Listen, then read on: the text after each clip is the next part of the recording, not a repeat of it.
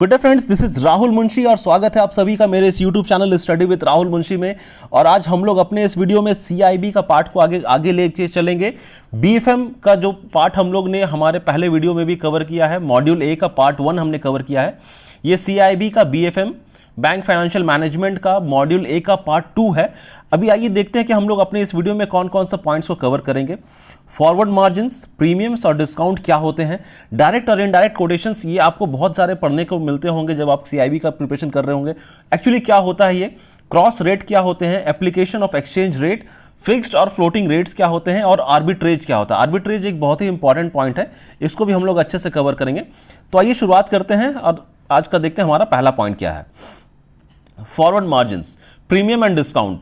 अभी देखिए forward margins में जो मार्जिन्स होते हैं, आप लोग मार्जिन ये वर्ड जरूर सुने होंगे कि कभी अगर हम लोग किसी को लोन देते हैं तो उसमें कुछ मार्जिन मनी रखते हैं कि अगर उसको 10% या 15% उसका मार्जिन रहता है। अगर 100 रुपये किसी को लोन दे रहे हैं, अगर 15% मार्जिन है, मतलब 15 रुपये उसको खुद से लगाना है, मतलब 15 रुपये अपने उसको काट करके 85 रुपीज़ उनको देते हैं। तो यही होता है मार्जिन। तो ये फॉरवर्ड का जो कॉन्ट्रैक्ट होता है उसमें फॉरवर्ड ये मार्जिन होता है। तो अभी जब फॉरवर्ड मार्जिन एप्लीकेबल होता है तो उस केस में या तो प्रीमियम लगना है या तो डिस्काउंट लगना है। तो प्रीमियम और डिस्काउंट एक्चुअली क्या होता है, देखिए प्रीमियम का मतलब क्या होता है ना कि अपने लेवल से एक लेवल ऊपर, मतलब वो थोड़ा सा हाई फाई में चल रहा है।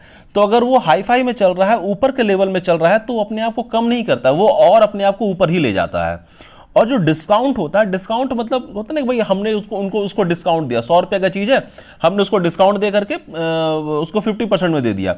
मान लीजिए कि कोई एक आर्टिकल है जो 100 रुपीज़ का है, उसमें आपने 50% का उसको डिस्काउंट दे दिया है। तो 50% का डिस्काउंट देना मतलब आपको 50 रुपीज़ उसको देना है। तो डिस्काउंट का एक्चुअली मीनिंग यही होता है कि जो भी उसका वैल्यू है, वैल्यू से उसका कम ले जाना उसको। अब प्रीमियम का मतलब होता है जो भी उसका वैल्यू है, वैल्यू से और ऊपर ले जाना। तो यहां पर भी एक्चुअली ये पूरा कॉन्सेप्ट इसी पर है। थोड़ा ध्यान से समझने की कोशिश कीजिए। Forward rate including cash and term. अभी देखिए कैश और टर्म हमने हमारे पहले वीडियो में देख रखा है कि कैश एंड टर्म क्या होता है। जो कैश और रेडी होते हैं या टर्म होते हैं, मतलब अगर कैश और रेडी जो होते हैं, अगर कोई भी ट्रांजैक्शन आज हुआ है, आज के डेट पे हुआ है, और ट्रांजैक्शन आज हुआ है और सेटलमेंट आज हुआ है, तो ये कैश और रेडी में आते हैं। लेकिन अगर कोई ट्रांजैक्शन आज हुआ है और उसका सेटलमेंट कल हो रहा है, T+1 बेसिस पे हो रहा है, तो उसको टर्म बोलते हैं। लेकिन यही अगर ट्रांजैक्शन आज हो रहा है और सेटलमेंट उसका T+2 बेसिस पे हो रहा है, तो ये स्पॉट हो जाता है। तो ये इसी के बारे में डिस्कस करना है। फॉरवर्ड रेट्स जो होते हैं including cash and term are derived from the spot rate. अभी हमने देखा कि स्पॉट रेट T+2 बेसिस पे जो होता है, according to premium and discount of a currency against other currency.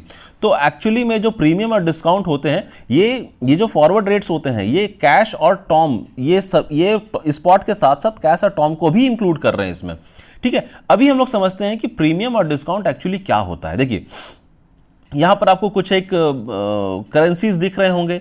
ये करेंसी आपको दिख रहे हैं, डॉलर है, ग्रेट ब्रिटिश पाउंड है, यूरो है और जैपनीज येन है। अभी देखिए ये इसके बगल में जो ब्रैकेट में मैंने मेंशन किया ना, ये इसका रेट ऑफ इंटरेस्ट चलता है। एक्चुअली आप एक लमसम मान के चलिए कि इतना रेट ऑफ इंटरेस्ट चलता है उस कंट्री में इस करेंसी के लिए। तो अभी इसका एक सिंपल सा फंडा ये है प्रीमियम और डिस्काउंट का, कि जिस भी करेंसी का रेट ऑफ इंटरेस्ट ज़्यादा है, जिस भी करेंसी का रेट ऑफ इंटरेस्ट ज़्यादा है, वो चीपर है, वो सस्ता है। और जिस करेंसी का रेट ऑफ इंटरेस्ट सबसे कम है, वो सबसे कॉस्टलियर है। मतलब हमेशा उसका वैल्यू रहेगा, वो डियरर है, उसको माना जाएगा ज़्यादा अच्छा। तो यहाँ पर आप देख सकते हो कि जो जैपनीज येन है, इसका रेट ऑफ इंटरेस्ट 0 to 1% है। आप ग्रेजुअली जैसे जैसे आगे बढ़ोगे, यूरो उससे ज़्यादा है, पाउंड उससे ज़्यादा है और डॉलर फिर उससे ज़्यादा है। तो इसी चीज़ को यहाँ पर अभी हम लोग थोड़ा सा समझने की कोशिश करते हैं। Premium and discount are the result of interest rate differential. देखिए प्रीमियम और डिस्काउंट, जैसे मैंने आपको बताया कि या तो प्रीमियम लगना है या तो डिस्काउंट लगना है। ये एक्चुअली कहाँ पर डिपेंड करता है, ये डिपेंड करता है कि इंटरेस्ट रेट डिफरेंशियल जो होता है, ये करेंसीज में जो इंटरेस्ट रेट डिफरेंशियल हो रहा है, यही डिसाइड करता है कि यहाँ पर कहाँ पर उसको प्रीमियम लगना है, कहाँ पर डिस्काउंट लगना है। प्रीमियम अगर लगेगा तो वहाँ पे प्लस हो जाना है, जो भी प्रीमियम का परसेंटेज दिया हुआ है, और डिस्काउंट लगेगा तो वहाँ पे माइनस हो जाना है, जो भी परसेंटेज दिया हुआ है उसके अकॉर्डिंग। ठीक है, तो अभी यहाँ हमने देखा ये it means a country where the interest rate is lower. ऐसा एक कंट्री जहाँ पर इंटरेस्ट रेट लोअर है, जैसे मान लीजिए जापानीज येन जो है, ये जो आप येन देख रहे हो, यहाँ पर इंटरेस्ट रेट काफ़ी लोअर है। तो जहाँ पर इंटरेस्ट रेट लोअर है, देयर करेंसी आर डियरर, उसका करेंसी जो है वो कॉस्टलियर है, उसका करेंसी सही चल रहा है, बिल्कुल कॉस्टलियर है, उसका वैल्यू मिल रहा है उसको। And the country where interest rates are higher, जहां पर वो करेंसी है जहां पर उसका इंटरेस्ट रेट हाइयर है, and the currency and where the interest rates are higher their currencies are cheaper, जहां पर जो इंटरेस्ट रेट ज़्यादा है, जैसे डॉलर का आप देख पा रहे हो, इसका मतलब कि डॉलर जो है ये पाउंड, यूरो और येन के कंपैरिजन में ये चीपर है। लेकिन जब हम लोग पाउंड को देखेंगे तो पाउंड यूरो और येन के कंपैरिजन में चीपर है, लेकिन जो डॉलर है, डॉलर के कंपैरिजन में ये प्रीमियम पे चलता है। इसका मतलब कि जो येन है, येन को अगर आप देखोगे तो येन, जापानीज येन, ये चाहे तो यूरो हो, चाहे तो पाउंड हो, या तो फिर डॉलर हो, ये सभी के कंपैरिजन में येन हमेशा प्रीमियम पे चलता है। लेकिन जब हम लोग इसके कंपैरिजन में आते हैं, यूरो में आते हैं, तो यूरो डॉलर और पाउंड के कंपैरिजन में प्रीमियम पे चल रहा है, लेकिन येन के कंपैरिजन में वो डिस्काउंट पे चल रहा है। ये बात को आपको ध्यान में रखना पड़ेगा कि जिस करेंसी का रेट ऑफ इंटरेस्ट ज़्यादा है वो चीपर है, वो चीपर है मतलब वो फिर वो डिस्काउंट पे चल रहा है, और जिस करेंसी का रेट ऑफ इंटरेस्ट कम है मतलब वो डियर है, वो कॉस्टलियर है। ठीक है, अभी देखिए आगे बढ़ते हैं। In forward transaction, because of this interest rate differential that is between INR and USD, interest rate in India is higher than the USD। अभी देखिए, अभी किसी भी फॉर्म में आप जब देखोगे इंडिया और यूएस को जब आप कंपेयर करोगे तो आपको लगेगा कि इंडिया में जो INR जो हमारा चलता है, INR का रेट ऑफ इंटरेस्ट वो ज़्यादा है USD के कंपेरिजन में। INR का rate of interest USD comparison में ज़्यादा है, क्योंकि आप यहाँ पर जब आप लोन कुछ लेने के लिए जाओगे तो आपको वो रेट ऑफ इंटरेस्ट ज़्यादा देना पड़ेगा, USD में कम, अमेरिका में कम देना पड़ता है। तो यहाँ पर यही है, between INR and USD the interest rate in India is higher than the USD, therefore USD is premium. आप समझ रहे हो, देखो कि INR का जो INR है, हमारे कंट्री का जो करेंसी है, उसका जो रेट ऑफ इंटरेस्ट है वो US के कंपैरिजन में ज़्यादा है, वो USD से ज़्यादा है, तो USD यहाँ पर हमेशा प्रीमियम पे रहेगा और INR USD का कंपैरिजन में डिस्काउंट पे रहेगा। जिस करेंसी का रेट ऑफ इंटरेस्ट ज़्यादा है वो डिस्काउंट पे है, जिस करेंसी का रेट ऑफ इंटरेस्ट दूसरे करेंसी के कंपैरिजन में कम है वो प्रीमियम पे है। इसी तरह से ये यहाँ पर और दूसरे करेंसी के बारे में बताना चाह रहा है। Therefore USD is premium currency against INR। अभी देखिए, अभी सिमिलरली जापानीज येन हो, ग्रेट ब्रिटिश पाउंड हो या यूरो हो, all are at premium against INR, क्योंकि सभी का देखिए INR का जो रेट ऑफ इंटरेस्ट वो ज़्यादा है। आप किसी से भी कंपेयर कर लो, चाहे जापानीज येन हो, चाहे ग्रेट ब्रिटिश पाउंड हो, चाहे यूरो हो, तो इसका मतलब कि ये जो भी करेंसीज है, ये करेंसीज हमेशा INR के कंपैरिजन में प्रीमियम पे रहेंगे, premium against INR। Likewise Japanese yen is at premium against USD, great British pound, euro, और ये सभी के कम, क्योंकि जापानीज येन का केस में हमने देखा कि जापानीज येन का रेट ऑफ इंटरेस्ट सबसे कम है, तो इसी के लिए जापानीज येन इन सभी करेंसीज के कंपैरिजन में हमेशा प्रीमियम पे है। लेकिन जब हम लोग यूरो का बात करते हैं, देखिए यूरो का जब हम लोग बात कर रहे हैं यहाँ पर, वो यूरो क्या है, वो यूरो जापानीज येन के कंपैरिजन में केवल डिस्काउंट पे है, लेकिन ये दोनों के कंपैरिजन में वो प्रीमियम पे है, डॉलर और पाउंड के कंपैरिजन में। तो ये यहाँ पे यही बता रहा है कि Japanese yen is at premium against USD, GBP and euro is at premium against USD and GBP। और in turn जो GBP है, GBP is at premium against USD, क्योंकि GBP के बाद में GBP के बाद में आपको यहाँ पर केवल एक USD दिख रहा है, तो जो GBP है, ग्रेट ब्रिटिश पाउंड, ये प्रीमियम में है केवल डॉलर के कंपैरिजन में। इसका मतलब सिंपल सा फंडा है कि जिस करेंसी का रेट ऑफ इंटरेस्ट कम है वो प्रीमियम पे है, जिस करेंसी का रेट ऑफ इंटरेस्ट ज़्यादा है वो डियरर है, वो कॉस्टलियर है, सॉरी वो चीपर है। ठीक है, अब हम लोग आते हैं हमारे इसी पॉइंट में, एक छोटा सा और पॉइंट बचा हुआ है, when a currency is at premium. अभी देखिए जो मैंने आपको शुरू में बताया था sorry, when a currency is at premium, जैसे हमने अभी येन के केस में देखा कि येन चाहे डॉलर हो, चाहे GBP हो या यूरो हो, उन सभी के केस में येन हमेशा प्रीमियम पे है। तो when a currency is at premium, premium is to be added. जो भी प्रीमियम का परसेंटेज दिया रहेगा, आपको ध्यान देना है, जो भी प्रीमियम का परसेंटेज दिया रहेगा, मान लीजिए स्पॉट रेट आपका दिया हुआ है 62.10 और प्रीमियम दिया हुआ है उसका 10%, तो इस केस में प्रीमियम यहाँ ऐड हो जाना है। When a currency is at premium, premium का मतलब ही होता है कि वो उसमें ऐड होगा, मतलब जो उसका वैल्यू है उसका वैल्यू को और बढ़ाएगा, और डिस्काउंट का मतलब है कि वो कम है उसको और कम करेगा वो। यहाँ पर जो भी हम लोग खरीद बिक्री का बात कर रहे हैं, जब भी हम लोग इंडिविजुअल का बात कर रहे हैं, तो मान लीजिए कि कोई भी करेंसी है, उसको परचेस किया जा रहा है, उसको सेल किया जा रहा है, तो कोई इंडिविजुअल उसको नहीं कर रहा, आप उसको नहीं कर रहे हो, ये बैंक कर रहा है। तो मतलब आप जब भी कभी परचेज या सेल का बात कर रहे हो, मतलब आप बैंक के बिहाफ में बात कर रहे हो। बैंक उस करेंसी को सेल कर रहा है, बैंक उस करेंसी को परचेज कर रहा है। ये बात को हमेशा अपने दिमाग में डाल कर रखिए कि आप नहीं कर रहे हो, बैंक कर रहा है इस चीज को। ठीक है, आइए देखते हैं नेक्स्ट पॉइंट हमारा क्या है। नेक्स्ट पॉइंट हमारा direct indirect quotation. Direct indirect quotation in global forex market rates are quoted in two ways. Global forex market में रेट दो तरीके से रेट रहता है, दैट इज बाइंग रेट और सेलिंग रेट। एक बाइंग रेट होता है, या तो अगर आप कुछ खरीद रहे हो या सेलिंग रेट, जब आप कुछ उसको बेच रहे हो तो आपको कुछ उसको पैसा मिलना है, तो बाइंग रेट होता है या सेलिंग रेट होता है। एंड इट इज कोटेड इधर इन डायरेक्ट और इनडायरेक्ट वे। तो अगर जो डायरेक्ट हो रहा है उसको डायरेक्ट कोटेशन कहते हैं, जो इनडायरेक्ट होता है उसको इनडायरेक्ट कोटेशन कहते हैं। लेकिन ये डायरेक्ट कोटेशन और इनडायरेक्ट कोटेशन होता क्या है? देखिए, बहुत ही सिंपल सा फंडा है। ये जो वर्ड मैंने यहाँ पे लिखा है ना, बाई लो सेल हाई, इसको एकदम अपने दिमाग में फिट करके रख लीजिएगा। यही एक ऐसा रामबाण है जो आपको लगभग सारा न्यूमेरिकल्स या सारा कहीं जो कॉम्प्लेक्स सिचुएशन रहेगा वहां से निकलने में आपको मदद करेगा। Buy low sell high. अभी देखिए, जैसे मैंने आपको बताया कि जब भी कभी कोई बाई किया जा रहा है या सेल किया जा रहा है, तो ये आपके द्वारा नहीं, बैंक के द्वारा किया जा रहा है, आप बैंक के बिहाफ में कर रहे हो। तो जब भी कभी डायरेक्ट कोटेशन होता है, अभी डायरेक्ट कोटेशन क्या होता है? देखिए, ये जो भी हम लोग देख रहे हैं, हम लोग दो करेंसी के बीच में ट्रांजैक्शंस को देख रहे हैं। ठीक है, तो दो करेंसी में से मान के चलिए कि एक करेंसी तो आपका रहेगा, एक करेंसी आपका रहेगा INR, दूसरा रहेगा डॉलर। ठीक है, अभी कभी भी ऐसा सिचुएशन आता है जहां पर जो डोमेस्टिक करेंसी है वो वेरिएबल है। अभी डोमेस्टिक करेंसी यहां हम लोग क्या देख रहे हैं, ये रुपया है, तो रुपया ये वेरिएबल रहेगा।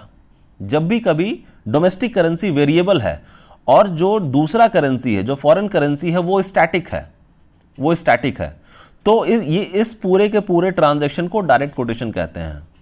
ठीक है, फिर से मैं रिपीट कर रहा हूं, जिस केस में हमारा डोमेस्टिक करेंसी वेरिएबल रहता है और जो फॉरेन करेंसी रहता है वो स्टैटिक रहता है, मतलब उसको 1, 2 इस तरह से उसको डिनोट करते हैं, और ये ऊपर नीचे होता है 62.10, 20, 63.40, 50, उस केस में इसको डायरेक्ट कोटेशन कहते हैं। मतलब डायरेक्ट कोटेशन में जो डोमेस्टिक करेंसी है वो वेरिएबल रहेगा, और इनडायरेक्ट कोटेशन में जस्ट इसका अपोजिट हो जाता है। डायरेक्ट कोटेशन में देखिए, जैसे यहां पे मैंने एक एग्जांपल भी दिया है, एग्जांपल जैसे ये $1 इज इक्वल्स टू 62.20 /22 INR।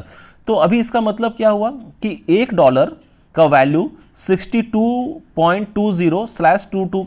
देखिए, इसका क्या मतलब होता है कि 62.20 /22, इसका मतलब कि ये हो गया, ये बाइंग रेट है, ये सेलिंग रेट है।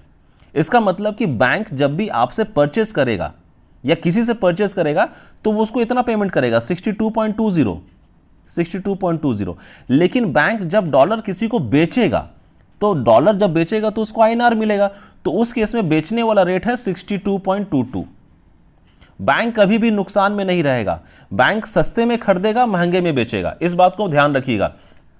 तो यहां पर यही बताना चाह रहा है कि देखिए, यहां पर जो फॉरेन करेंसी है ये $1, ये स्टैटिक है, ये $1 रहेगा, ये यूनिट है, और जो वेरिएबल है, जो फ्लक्चुएट हो सकता है, वो है हमारा INR। आप देख पा रहे हो, तो इसी के लिए ये डायरेक्ट कोटेशन हो गया। लेकिन जिस केस में हम लोग देखेंगे कि हमारा जो हमारा INR है वो स्टैटिक रहेगा और डॉलर वेरिएबल रहेगा, उस केस में वो इनडायरेक्ट कोटेशन होता है। ठीक है, और यहां पर डायरेक्ट कोटेशन का केस में होता है बाई लो सेल हाई, मतलब कम में खरीदना है, ज्यादा में बेचना है, इसको ध्यान रखिएगा। और इनडायरेक्ट में ये हो जाता है बाई हाई सेल लो। ठीक है, आइए अब देखते हैं हम लोग इनडायरेक्ट को। ये डायरेक्ट था। When domestic currency remains fixed, अभी डोमेस्टिक करेंसी फिक्स किया हुआ है, जैसा हम लोग पहले केस में देख चुके हैं डायरेक्ट में कि डोमेस्टिक करेंसी वेरिएबल था और जो फॉरेन करेंसी था वो फिक्स था।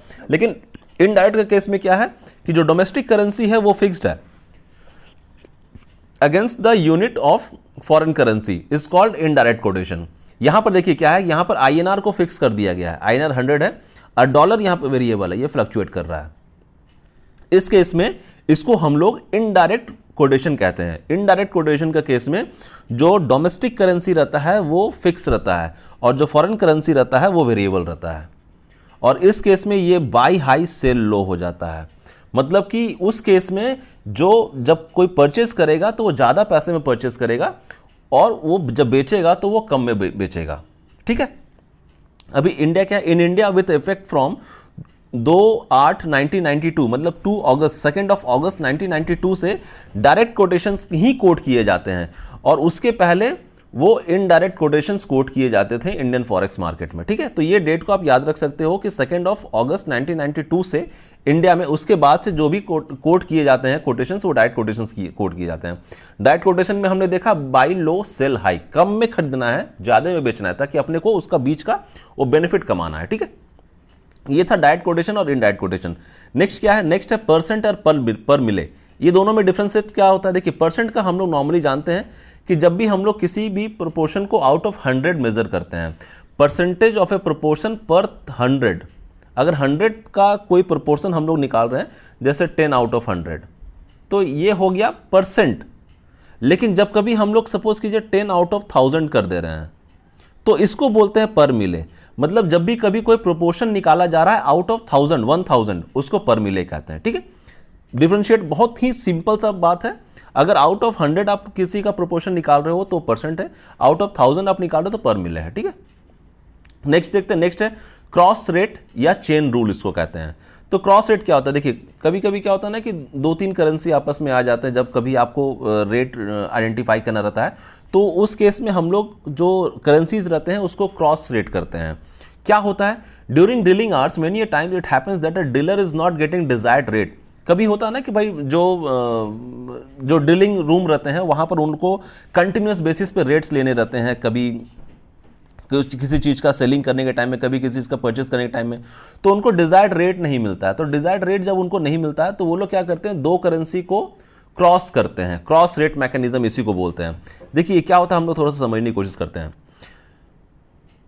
when pound is the intervening currency, मतलब कि एक करेंसी आपको यहाँ पर डॉलर दिख रहा है, दूसरा आपको INR दिख रहा है, साथ ही साथ यहाँ पाउंड भी एक इंटरवेनिंग करेंसी के रूप में आता है। मतलब जब उसको डिजायर्ड रेट नहीं मिल रहा है तो ये लोग क्या करते हैं कि पाउंड के थ्रू हो करके फिर उसको क्रॉस रेट लेते हैं।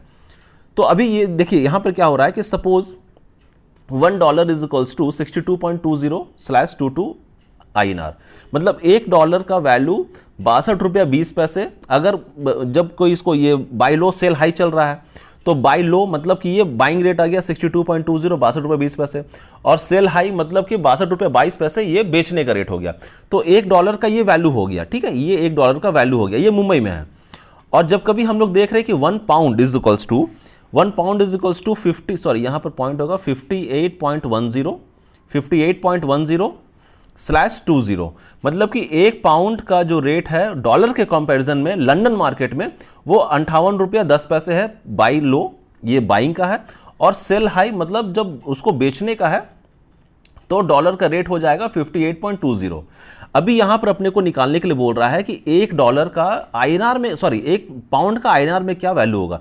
यहां पर हमको डॉलर और INR का वैल्यू दे दिया है लंदन मुंबई मार्केट में, यहाँ पर हमको पाउंड और डॉलर का वैल्यू दे दिया है लंदन मार्केट में, और अपने को निकालने के लिए बोल रहा है इस दोनों के बीच का लिंक, मतलब कि 1 पाउंड में कितना INR होगा। ठीक है, अब हम लोग यहाँ पर थोड़ा सा सॉल्यूशन को देखते हैं। अभी बाइंग रेट, अभी हमने देखा है कि बाई लो सेल हाई होता है डायरेक्ट कोटेशन में, बाई लो सेल हाई। तो इन दोनों में जो लो रेट है वो कौन सा हो गया, इन दोनों में जो लो रेट है वो ये हो गया, सॉरी यहाँ पर ये 1 यहाँ पर छूट गया है 1.5। ठीक है, तो ये लो हो गया, ये बाइंग रेट हो गया, ये जो रेट है ये बाइंग रेट हो गया।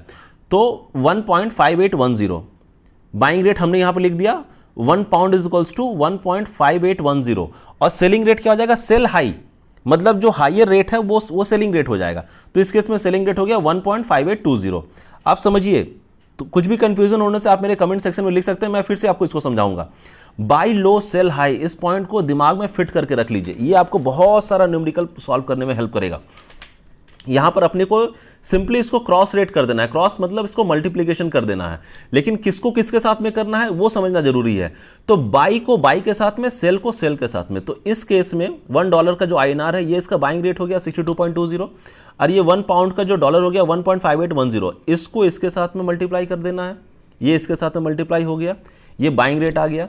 और जब हम लोग इसको इसके साथ में मल्टीप्लाई करेंगे सेलिंग रेट आ गया। तो इन दोनों को जब मल्टीप्लाई करेंगे तो ये हमारा 1 pound is equals to INR आ जाएगा 98.3382, ये बाइंग रेट हो गया, और सेलिंग रेट हो गया 98.4320, ये सेलिंग रेट हो गया। ठीक है, ये क्रॉस रेट में होता है, क्रॉस रेट मैकेनिज्म आप इसको बोल सकते हो, क्रॉस रेट या चेन रूल। मतलब हम लोग इसको चेन की तरह बना रहे हैं, मतलब एक यहां दिया हुआ है, सॉरी एक यहां पर दिया हुआ है, दूसरा यहां पर दिया हुआ है, तीसरा लिंक हम लोग यहां पर एक क्रिएट कर रहे हैं, फिर इसको चेन की तरह लिंक कर दे रहे हैं। ठीक है, तो ये था क्रॉस रेट या चेन रूल। अब हम लोग आते हैं applications of exchange rate. Application exchange rate जो होता है उसका एप्लीकेशंस कहाँ कहाँ पर कैसे किया जाता है। ये रेट जो हम लोग सुन रहे हैं, हम लोग पढ़ रहे हैं, इसका कहीं ना कहीं तो इसका एप्लीकेशन होता है। वो कैसे होता है वही देखिए, the merchant bank quote different rate as per the FEDAI guidelines. जो फेडाई होते हैं, foreign exchange dealers association of India, तो ये इसके अकॉर्डिंग ही, ये इनके जो गाइडलाइंस रहते हैं इसी के अकॉर्डिंग में जो बैंक अपने कोड को डिफरेंशिएट, मतलब बैंक अपने कोड को देते हैं, और आपको बार बार देखने को मिलेगा कि ये कोड डिफरेंट है, वो कोड डिफरेंट है। तो ये एक्चुअली नॉर्मली ये फेडाई के गाइडलाइंस पर ही निर्भर करता है। तो अभी चार तरह का ये 4 टाइप्स ऑफ सच मर्चेंट्स होते हैं। वो कौन कौन से होते हैं देखिए, इन चारों को थोड़ा सा अच्छे से समझिए। पहला होता है beneficiary of inward remittance. Beneficiary of inward remittance, इसका मतलब मैं अभी आपको बताऊंगा। एक्सपोर्ट्स, तीसरा है आउटवर्ड रेमिटेंस, चौथा है इंपोर्ट्स। ठीक है, अभी देखिए बेनिफिशियरी ऑफ इनवर्ड रेमिटेंस, मान लीजिए कि आपके कोई रिलेटिव हैं जो कहीं बाहर विदेश में काम करते हैं या वहाँ पर रहते हैं, कुछ भी काम करते हैं, चाहे दुबई में रहते हो, चाहे US में रहते हो, वो आपको वहाँ से डॉलर भेज रहे हैं। ठीक है, अभी जब डॉलर आपके पास में आ रहा है तो ये आ जा रहा है बेनिफिशियरी ऑफ इनवर्ड रेमिटेंस, मतलब आपको रेमिटेंस भेजा जा रहा है और आपके कंट्री में आ रहा है, आपके पास में आ रहा है। ठीक है, तो ये आप बेनिफिशियरी हो गए इसका, बेनिफिशियरी ऑफ इनवर्ड रेमिटेंस, मतलब कि डॉलर आपके मतलब फॉरेन करेंसी, या आप डॉलर को ही मान के चलो, डॉलर आपके कंट्री में आ रहा है। ठीक है, ये फर्स्ट का मतलब हुआ। एक्सपोर्ट में क्या होता है, एक्सपोर्ट का मतलब होता है कि हम कुछ गुड्स को मैन्युफैक्चर करते हैं अपने कंट्री में, उसको बाहर कंट्री में भेजते हैं। कुछ गुड्स को हम मैन्युफैक्चर किए और उसको हम बाहर कंट्री में भेज दिए। अगर बाहर कंट्री में हम गुड्स को भेज रहे हैं तो हमें इंटर्न क्या मिलता है, हमें इंटर्न पैसा मिलेगा, पैसा जो मिलेगा हमें डॉलर के फॉर्म में मिलेगा। ठीक है, समझिए, ये भी वही है, ये भी वही है, लेकिन इस केस में क्या है कि आप कुछ चीज़ को भेज रहे हैं तब इन रिटर्न आपको मिल रहा है, मतलब यहाँ पर बिल्स वगैरह आएगा, उसके बाद आपको इसका पैसा मिलेगा। लेकिन यहाँ पर क्या है, यहाँ पर सिंपली वो आपको पैसा विदेश से भेज रहे हैं। तीसरा क्या है, आउटवर्ड रेमिटेंस, मतलब आप सपोज कीजिए आपके कोई रिलेटिव हैं, आप उसको पैसा बाहर भेज रहे हैं, कोई वहाँ पर स्टडी करने के लिए गए हुए हैं USA में, लंदन में, तो आप उसको पैसा भेज रहे हैं। आउटवर्ड रेमिटेंस मतलब कि आप उसको पैसा भेज रहे हैं। तो पैसा भेजने का मतलब कि अगर आप सपोज कीजिए कि वो आपको डॉलर भेजना है, आपके पास तो INR है, तो आप क्या करोगे, आप अपना INR को सेल करके डॉलर को परचेस करोगे, तभी वो डॉलर उनके तक पहुँचेगा। और इम्पोर्ट के केस में भी ऐसा ही होता है। इंपोर्ट का केस में क्या होता है कि आप कुछ गुड्स को परचेस किए हो। ठीक है, इंपोर्ट का केस में क्या होता है, इंपोर्ट के केस में कि आप कुछ गुड्स को परचेस किए हो बाहर कंट्री से। ठीक है, अभी गुड्स अगर आपके पास में आया तो आपको इन रिटर्न उसको पैसा देना पड़ेगा, तो आप जब उसको पैसा दोगे तो आपको डॉलर देना पड़ेगा। डॉलर आपके पास में है नहीं, आपके पास में INR है, इसका मतलब फिर आपको अपना INR को बेचना पड़ेगा, डॉलर लेना पड़ेगा, और डॉलर ही मतलब ये एक्चुअली ये ऑटोमेटिक होता है। तो आप समझिए ऊपर वाला जो दोनों वो सेम चल रहा है जहां पर डॉलर आपके कंट्री में आ रहा है, नीचे वाला जो दोनों है यहां पर डॉलर आपके कंट्री से जा रहा है। मतलब बेनिफिशियरी ऑफ इनवर्ड रेमिटेंस और एक्सपोर्ट के केस में डॉलर आ रहा है, आउटवर्ड रेमिटेंस और इंपोर्ट के केस में डॉलर आपके एंड से जा रहा है। अब इसका मतलब हम लोग यहां पे समझते हैं। ठीक है, देखिए, the merchant banks quote different rate as per the FEDAI guidelines, ये हमने देखा। ठीक है, ये 4 चीज थे। अभी यहां पर जो है देखिए, फॉर इनवर्ड रेमिटेंस, अभी इनवर्ड रेमिटेंस का मतलब क्या होता है कि डॉलर इनवर्ड रेमिटेंस मतलब कि आपके कंट्री में आ रहा है। अभी आपके कंट्री में आ रहा है मतलब आपके पास आ रहा है, आपके पास आ रहा है। सपोज कीजिए कि आपका कोई बेटा है या फिर आपके कोई भाई है जो आपको पैसा भेज रहे हैं, तो वो आपको डॉलर भेजें, तो डॉलर तो आप रख नहीं सकते हो, आपको चाहिए पैसा। तो उस केस में क्या होगा कि वो पैसा आया, वो डॉलर आया बैंक के पास में, आप बैंक को बोलोगे कि भाई मेरे को रुपया दे दो, बैंक आपको रुपया दे देगा। तो उस केस में क्या होता है कि बैंक जो रहता है, बैंक आपसे वो डॉलर को परचेस करेगा, बाई करेगा, बैंक आपसे वो डॉलर को बाई करेगा। लेकिन वो किस रेट में बाई करेगा, देखिए उस समय मैंने आपको समझाया था कि बैंक हमेशा फायदे में रहता है।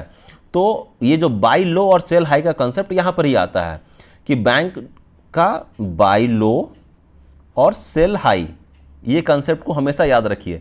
तो बैंक जब कभी आपसे बाई करेगा वो लो प्राइस में बाई करेगा, और जब कभी बैंक आपको सेल करेगा वो हाई प्राइस में सेल करेगा। मतलब देखिए, आप कर रहे हो, इसका मतलब बैंक कर रहा है। तो यहाँ पर इनवर्ड रेमिटेंस का केस में जब डॉलर आया है तो डॉलर तो आपको चाहिए नहीं, आपको चाहिए रुपया। तो बैंक आपसे डॉलर जब बाई करेगा तो वो बाई किस रेट में करेगा? वो बाई उस रेट में करेगा जो लोअर है। लोअर मतलब मान लीजिए 62.20/22, तो ये बाई, ये लोअर रेट हो गया, तो बैंक आपसे पेमेंट करने के टाइम पे आपको ये पैसा देगा। लेकिन जब कभी आपको बेचना है, आपको जब बेचना है तो बैंक आपसे ये चार्ज, जब कभी आपको खरीदना है तो आप बैंक आपसे ये चार्ज करेगा 62.22। ठीक है, अभी देखिए यहाँ पर फिर से हम लोग इसको समझते हैं कि इनवर्ड रेमिटेंस का केस में क्या होगा। देखिए स्पॉट प्राइस, हम लोग हर जगह हम लोग स्पॉट को देखेंगे, क्योंकि स्पॉट पे ही पूरा का पूरा फॉरेक्स चलता है। स्पॉट बाइंग रेट जो रहेगा नॉर्मली, उससे हम लोग मार्जिन को माइनस करेंगे। क्यों माइनस करेंगे? क्योंकि देखिए मैंने आपको बताया कि बैंक जब कभी बाई करता है तो वो बाई लो सेल हाई का कॉन्सेप्ट में चलता है, वो लो करेगा। तो जब वो लो कर रहा है तो जाहिर सी बात है वो मार्जिन को प्लस तो नहीं करने देगा, उससे मार्जिन आपका माइनस ही होगा, लो माइनस और उसको लो करेगा। लो तो ऑलरेडी चल रहा है, मार्जिन उसको और भी से लो करेगा, क्योंकि बैंक ये चाहेगा कि हम कम से कम में खरीदें और ज़्यादा से ज़्यादा में बेचें। तो यहाँ पर अपने को यही समझने का कोशिश करना है कि फॉर इनवर्ड रेमिटेंस जब कभी डॉलर आ रहा है, आपको नहीं चाहिए, आपको रुपया चाहिए, तो बैंक आपसे वो डॉलर बाई कर रहा है। बाई करने के केस में जो स्पॉट बाइंग रेट होगा वो लगाएगा, उसमें मार्जिन को माइनस करेगा, ये कंप्लीट बन जाता है टीटी बाइंग रेट। ठीक है, ये टीटी बाइंग रेट हो जाता है। हम लोग दूसरे कॉन्सेप्ट में आते हैं, फॉर एक्सपोर्ट्स। अभी एक्सपोर्ट्स के केस में क्या है कि आपने कुछ गुड्स मैन्युफैक्चर किया है, आपने बाहर विदेश कंट्री में उसको भेजा है, इन रिटर्न आपको डॉलर मिल रहे हैं। वो डॉलर आपको नहीं चाहिए, आपको रुपया चाहिए। बैंक फिर क्या करेगा, उसका ये, क्योंकि ये एक्सपोर्ट है तो यहाँ पे बिल्स इन्वॉल्व रहेंगे, तो इसी के लिए इसको बिल बाइंग रेट कहते हैं। तो बैंक आपको वो बिल डिस्काउंटिंग करके आपको रुपया देगा, लेकिन वो रुपया आपको किस रेट पे देगा? Buy low sell high. फिर यहां पर वही कंसेप्ट आता है, बाई लो सेल हाई, मतलब बैंक जो आपसे बाई कर रहा है, आपसे जो खरीद रहा है, वो लो रेट पे खरीदेगा। तो लो रेट जो भी होगा 62.20 हमने देखा था, उस रेट पे बैंक आपसे बाई करेगा। तो यहां पर स्पॉट बाइंग रेट वो हो जाएगा, और मार्जिन उससे और घटाएगा, क्योंकि बैंक उसको और बेनिफिट नहीं देना चाहेगा, उसको और घटाना चाहेगा। भाई हम तो और उसको कम कर रहे हैं। तो बाई लो सेल हाई का कॉन्सेप्ट हमेशा दिमाग में रखिए, और एक्सपोर्ट केस में स्पॉट बाइंग रेट होगा प्लस उसमें मार्जिन को माइनस कर देना है। तो ये टोटल कहलाता है बिल बाइंग रेट। ठीक है, ये हमने देखा इनवर्ड रेमिटेंस और एक्सपोर्ट केस में, जिस दोनों ही केस में डॉलर आ रहा है हमारे कंट्री में। अब हम लोग दो केस ऐसा देखते हैं जहां पर डॉलर जा रहा है हमारे कंट्री से, आउटवर्ड रेमिटेंस, डॉलर को बाहर भेजा जा रहा है। आपके पास डॉलर नहीं है, आपके पास तो रुपया है। तो इसका मतलब कि आपको आप जाके बैंक को रुपया दोगे और आप बैंक को बोलोगे कि मेरे को ये डॉलर चाहिए, मतलब आप बैंक से डॉलर परचेस कर रहे हो। तो आप परचेस कर रहे हो मतलब बैंक आपको सेल कर रहा है। समझिए, आप अगर कोई चीज परचेस कर रहे हो, आप अगर कोई चीज खरीद रहे हो, तो बैंक आपको वो चीज बेच रहा है। तो जब बैंक उस चीज को बेचेगा, तो मैंने आपको बताया था ना कि बैंक जब आपको बेच रहा है तो वो ज्यादा प्राइस से बेचेगा, वो मुनाफा कमाना चाहेगा।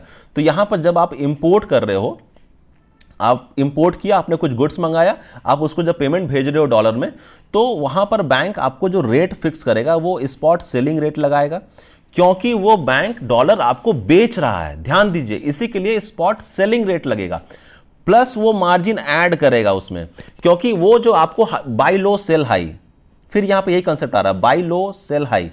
तो ये बाई लो तो हमने देख लिया, अभी सेल हाई, जो बैंक आपको सेल कर रहा है वो हाई रेट में सेल करेगा। हाई रेट में सेल करने के साथ में इसको और थोड़ा हाई करेगा, तो इसमें मार्जिन को भी ऐड कर देगा। तो सिंपल सा फंडा है कि मार्जिन वहां पर ऐड हो जाना है, और जब कभी डॉलर आ रहा है आपके कंट्री में तो वहां पर मार्जिन को माइनस हो, क्योंकि ये आप बैंक के साइड से सोच रहे हो, अपने साइड से नहीं सोच रहे हो। ठीक है, तो ये था इंपोर्ट का, इसको कहते हैं बिल टीटी सेलिंग रेट। और जो चौथा था ये इंपोर्ट के केस में भी सेम वही होता है कि जो भी बैंक आपको डॉलर बेच रहा है, बैंक आपको बेचेगा तभी तो आप सामने वाले पार्टी को वो डॉलर को भेजोगे। तो जब बैंक आपको बेचेगा तो आप अपना सेलिंग रेट लगाएगा। सेलिंग रेट हमेशा हाई होता है, बाई लो सेल हाई, ये डायरेक्ट कोटेशन का ये फंडा है। तो स्पॉट सेलिंग रेट होगा प्लस उसमें मार्जिन ऐड होगा, तो ये कंबाइंड बन जाता है बिल सेलिंग रेट। ठीक है, ये कॉन्सेप्ट एकदम क्लियर कर लीजिए। नेक्स्ट देखते हैं, देखिए यहां पर एक छोटा सा पॉइंट क्या है, इसको समझने की जरूरत है। Range of maximum and minimum, जो ये जो मैक्सिमम और मिनिमम जो मार्जिन का रेंज होता है कि भाई मार्जिन मैक्सिमम यहां से लेकर के यहां तक ही जाएगा। ये रेंज को कौन डिफाइन करता है? नॉर्मली इस रेंज को फेडाई डिफाइन करता है, ठीक है। और जो TT margin are less than bills, TT margin जो होते हैं वो बिल्स से कम होते हैं। क्यों? क्योंकि देखिए बिल्स का केस में क्या होता है कि एक्सपोर्ट हो रहा है, इंपोर्ट हो रहा है, तो वहां पर रिस्क इन्वॉल्व रहता है। लेकिन टीटी मार्जिन का केस में कोई रिस्क नहीं है, सिंपली उनको पैसा भेजना है, चाहे सिंपली आपको पैसा भेजना है, तो वहां पर कुछ खरीद बिक्री नहीं हो रहा है। तो इसी के लिए टीटी मार्जिन का केस में जो TT margin are less than bills, क्योंकि उसमें रिस्क कंपोनेंट ज़्यादा होता है बिल्स के केस में, ठीक है। आइए नेक्स्ट देखते हैं। अभी हम लोग देखते हैं फिक्स्ड वर्सेस फ्लोटिंग रेट्स। ये क्या होता है? फिक्स्ड रेट क्या होता है, फ्लोटिंग रेट क्या होता है? देखिए fixed rate official rate set by monetary authority, मतलब इस रेट को फिक्स कर दिया गया। जो मॉनेटरी अथॉरिटी होते हैं, जैसे जो सेंट्रल बैंक होते हैं हमारे कंट्री में आरबीआई है, वो रेट को फिक्स सेट कर देते हैं, फिक्स कर देते हैं। तो official rate set by monetary authority, इसको फिक्स रेट बोलते हैं। लेकिन जब कभी जो करेंसी का वैल्यू होता है वो डिमांड और सप्लाई के फैक्टर पर डिपेंड करता है, तो उस केस में उसको फ्लोटिंग रेट कहते हैं कि जैसा डिमांड रहेगा और जैसा सप्लाई रहेगा उसके अकॉर्डिंग वो फ्लक्चुएट करता है वो रेट, करेंसी का रेट, तो उसको फ्लोटिंग रेट कहते हैं, ठीक है। और India switch to floating rate. India क्या है, पहले फिक्स्ड रेट में था, लेकिन 1993 के बाद में इंडिया अपने आप को फ्लोटिंग रेट में स्विच कर लिया। तो ये इस ईयर को आप याद रख सकते हैं, 1993 के बाद में इंडिया अपने आप को फ्लोटिंग रेट मैकेनिज्म में स्विच कर लिया, ठीक है। आर्बिट्रेज बहुत ही इंपॉर्टेंट पॉइंट है, ध्यान से समझिए, बहुत ही सिंपल सा कंसेप्ट है। क्या होता है आर्बिट्रेज? देखिए आर्बिट्रेज नॉर्मली इंटरेस्ट कमाने को आप बोल सकते हो कि आर्बिट्रेज से वो लिंक्ड है।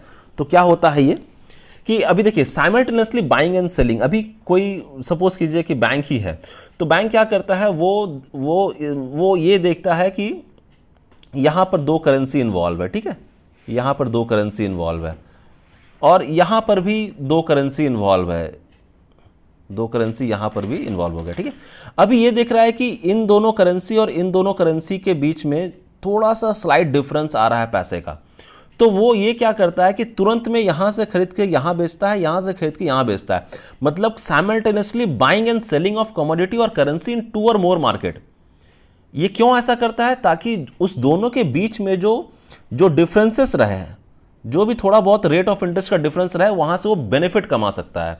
लेकिन इसके लिए बहुत ही अच्छा स्किल चाहिए, ये इतना इजी नहीं है, क्योंकि ये फ्रिक्शन ऑफ सेकंड में काम करता है। थोड़ा सा भी अगर मिसमैच हो गया तो आपको पता चला कि अच्छा खासा नुकसान हो गया।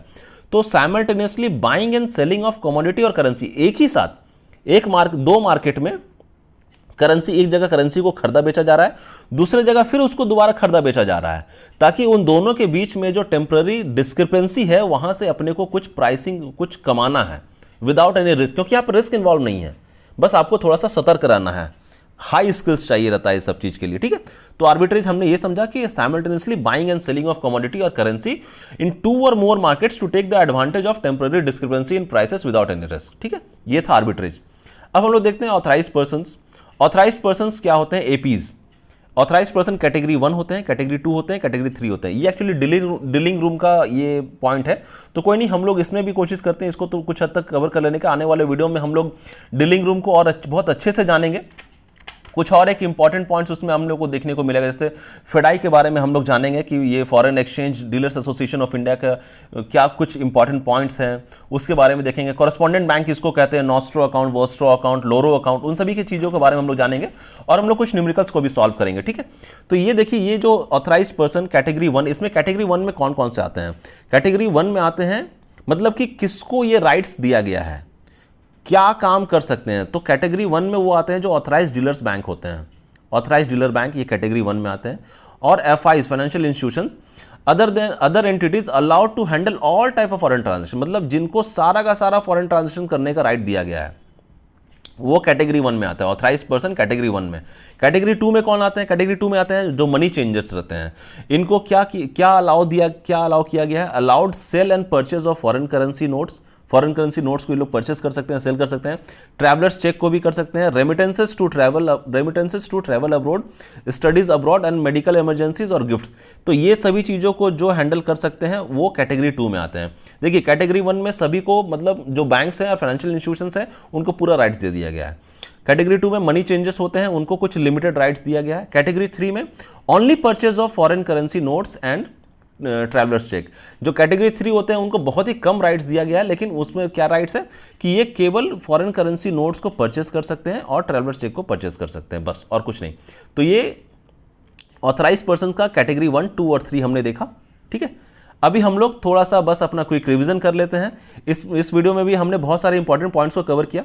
देखिए यहाँ पर हमने देखा कि फॉरवर्ड रेट जो कि होते हैं, ये फॉरवर्ड रेट, प्रीमियम और डिस्काउंट, दो चीज़ हमने इस चीज़ को अच्छे से समझा कि प्रीमियम कब और कहाँ लगता है और डिस्काउंट कब और कहाँ लगता है। जब भी कभी किसी करेंसी का जो रेट ऑफ इंटरेस्ट है वो ज़्यादा रहता है तो वहाँ पर अब वो दूसरे करेंसी के कंपैरिजन में वो डिस्काउंट पे रहते हैं, और जब कभी दूसरे ऐसा करेंसी जिसका रेट ऑफ इंटरेस्ट कम है तो वो वैसे करेंसी जिसका रेट ऑफ इंटरेस्ट ज़्यादा है उसके कंपैरिजन में वो हमेशा प्रीमियम पे रहते हैं। जैसे हमने येन का केस में देखा कि yen is always premium to euro, pound and dollar. जब आप डॉलर को देखोगे, dollar is always discount to pound, euro and yen. ठीक है, ये हमने इसके बारे में देखा कि डिस्काउंट और प्रीमियम में क्या डिफरेंसेस होते हैं। फिर हमने देखा कि डायरेक्ट और इनडायरेक्ट कोटेशंस क्या होते हैं। डायरेक्ट कोटेशन के केस में हमने देखा कि बाय लो सेल हाई का जो ये कंसेप्ट है इसको हमें कभी नहीं भूलना है।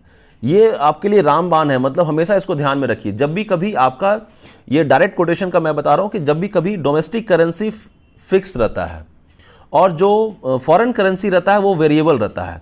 डोमेस्टिक करेंसी फिक्स हो गया और जो फॉरेन करेंसी हो गया, फॉरेन करेंसी हो गया, ये वेरिएबल हो गया, तो ये डायरेक्ट कोटेशन होता है। ठीक है, डायरेक्ट कोटेशन के केस में बाय लो सेल हाई चलता है। और इनडायरेक्ट कोटेशन के केस में क्या होता है? इनडायरेक्ट कोटेशन के केस में होता है कि जो आपका डोमेस्टिक करेंसी है, डोमेस्टिक करेंसी ये फिक्स रहेगा और जो आपका फॉरेन करेंसी है वो वेरिएबल रहेगा।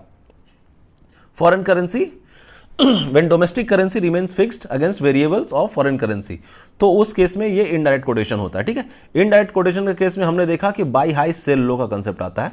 और 1992 के बाद, 2 अगस्त 1992 के बाद में इंडिया जो भी अपना कोट करता है वो डायरेक्ट कोटेशन में ही करता है, इनडायरेक्ट कोटेशन में उससे पहले क्या करता था। फिर हमने परसेंट और पर मिले का डिफरेंस को जाना और जाना कि एक्चुअली ये होता क्या है। क्रॉस रेट हमने देखा कि जब भी कभी कोई थर्ड इंटरवेनिंग करेंसी आ जाता है दो करेंसी के बीच में तो हम लोग कैसे उसको क्रॉस रेट करते हैं। तो यहाँ पर हमने ये भी देखा कि जो बाई हाई और सेल लो का कंसेप्ट को कितना इजीली हम लोग यहाँ इंप्लीमेंट कर सकते हैं।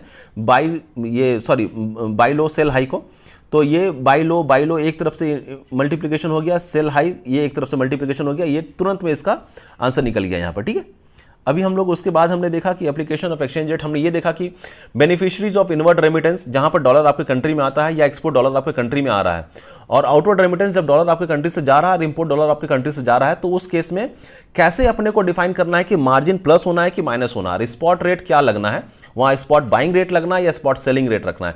बहुत ही सिंपल सा कंसेप्ट है, इसको बहुत ध्यान से पढ़िए। एक बार कॉन्सेप्ट क्लियर हो गया ना तो आप न्यूमेरिकल्स इजीली बना सकते हो। उसके बाद हमने फिक्स्ड और फ्लोटिंग रेट के बारे में जाना। आर्बिट्रेज के बारे में हमने जाना कि जब भी साइमल्टेनियसली दो या दो से ज़्यादा मार्केट में जब कभी तुरंत में उसी टाइम पे करेंसी को खरीदा और बेचा जाता है ताकि जो टेम्पररी डिस्क्रिपेंसीज रहे वहां पर एक छोटा सा इनकम कमाया जा सके विदाउट एनी रिस्क, उसको आर्बिट्रेज कहते हैं। ठीक है, और फिर हमने ऑथराइज पर्सन के बारे में जाना जो कैटेगरी 1, कैटेगरी 2, कैटेगरी 3 में आते हैं। ऑथराइज डीलर्स होते हैं फाइनेंशियल इंस्टीट्यूशन जिनको सारा का सारा राइट्स रहता है, वो कैटेगरी 1 में आते हैं। जिनको कुछ और लिमिटेड कर दिया जाता है जिनके राइट्स को, वो कैटेगरी 2 में आते हैं। और जिनके पास में बहुत ही कम राइट्स रहता है, जैसे वो लोग केवल परचेस कर सकते हैं फॉरेन करेंसी नोट्स और ट्रैवलर चेक को, वो कैटेगरी 3 में आते हैं। तो ये हमने देखा। हम लोग हमारे आने वाले वीडियो में इसी चैप्टर से रिलेटेड और भी इंपॉर्टेंट पॉइंट्स को देखेंगे। अगर आपको मेरा ये वीडियो अच्छा लगा हो तो प्लीज़ मेरे वीडियो को लाइक कीजिए, मेरे channel study with Rahul Munshi को सब्सक्राइब कीजिए, ज़्यादा से ज़्यादा इस वीडियो को शेयर कीजिए ताकि मैक्सिमम स्टूडेंट को इसका बेनिफिट मिल सके और मैक्सिमम जो मेरे कलीग्स हैं जो बैंकिंग सेक्टर में काम कर रहे हैं वो उनका ये एग्जाम अच्छे से क्रैक हो पाए। ठीक है, और अपने घर पर रहें, स्वस्थ रहें। Thank you so much.